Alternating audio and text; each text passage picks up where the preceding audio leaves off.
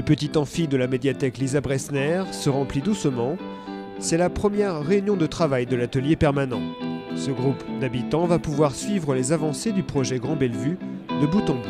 Être dans un atelier permanent, ça demande un vrai investissement personnel des habitants puisque c'est le lieu de suivi du projet sur l'ensemble d'un projet de transformation urbaine et sociale.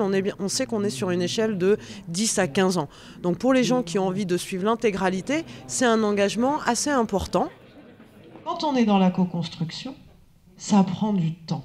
Quand on est dans le diagnostic partagé, ça prend énormément de temps. Donc c'est pour ça que j'ai beaucoup insisté sur le démarrage d'une aventure collective où il va falloir du temps pour que les uns et les autres, vous, entre vous, vous et nous, les services, se mettent d'accord sur des choses sur lesquelles ils n'ont pas forcément la même analyse. La transformation du quartier Bellevue, à cheval sur 2 communes, Nantes et Saint-Herblain, va s'étendre sur 10 à 15 ans. Logement, sécurité, emploi, éducation, les élus promettent d'écouter les habitants sur tous les sujets. Moi, j'y ai vécu lorsque j'étais enfant et j'aimerais retrouver le même quartier avec des commerces diversifiés, des lieux de rencontre. Je vis dans ce quartier. Je vais peut-être y vieillir, donc c'est quand même important de voir l'évolution. Et puis qui sait, si un jour j'ai des enfants, effectivement, laisser se dire, ben voilà, le quartier, comment je le voyais, et que mes enfants puissent y vivre sereinement. Pour favoriser la parole, Nantes Métropole a fait appel à un cabinet spécialiste de la concertation. Des équipes sont formées, 1/3 d'Herblinois, 2/3 de Nantais. Les habitants se retrouvent alors devant une grande carte du quartier Bellevue. Chacun s'exprime, un animateur prend note. Parce que c'est ça le problème. Et qu'est-ce qu'il faudrait justement pour qu'il y aille? On a installé d'abord le marchand de journaux en casino, et ben c'est 2 fois, et puis 2 fois il s'est cassé la figure. Il n'y a personne qui y va. L'espèce de la chaîne. Alors créer des commerces, oui, mais à condition que les gens y aillent. Or, aujourd'hui, c'est pas le cas. C'est sympa qu'il y ait un quartier populaire, mais qui est trop communautariste. Oui. Alors, selon vous, quelle serait la porte officielle? Moi j'étais d'accord aussi, c'est plutôt au casino. Moi je l'aurais plutôt vu là, mais c'est pas grave. En bordure du quartier, qui fait partie du quartier. En tant que porte de quartier, quoi. Les pompiers, c'est pas loin. Non, mais d'accord. Mais je veux dire, j'ai l'impression vraiment qu'on rentre dans Bellevue quand on arrive ici, quoi. Au début, oui, puis petit à petit, disons que c'est très bien, mais ça s'était dégradé au niveau extérieur, etc.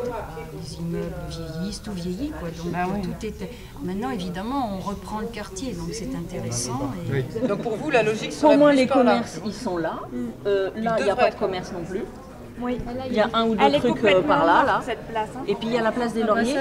Alors ça me donne envie de me pendre. La place des Lauriers, moi je ne sais pas du tout ce qu'a donné le travail sur la restructuration, tout ça. Pour l'instant, je ne vois pas.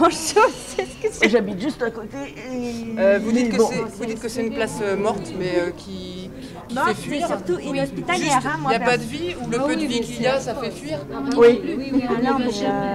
C'est l'atelier très intéressant. Chacun a pu positionner là où il habite. Chacun s'est exprimé sur les usages, les transports, les commerces.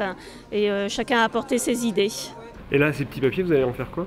Là, on va les analyser, les synthétiser, les compiler par équipe, les croiser et voir quels sont les éléments saillants qui se dégagent de toutes les équipes qui ont été au travail ce soir. Ça donne envie, ça motive, c'est toujours positif. Maintenant, il faut voir en dehors, retirer le nez des cartes et puis voir sur le terrain et faire la même chose mais sur le terrain. Pour voir ça, pas de manière planaire mais plutôt spatialement, voir les changements que ça peut apporter concrètement. J'ai trouvé assez enrichissant d'avoir un partage. On pourrait peut-être regretter qu'il n'y ait pas tant de monde que ça sur 20 000 habitants, mais voilà, c'est un début. Ce soir-là, pour cette première réunion de travail, il n'était en effet qu'une 50aine. 90 personnes se sont inscrites à l'atelier permanent qui doit désormais se réunir 3 fois par an. Prochain rendez-vous le 7 mars 2015 avec une visite commentée de Bellevue.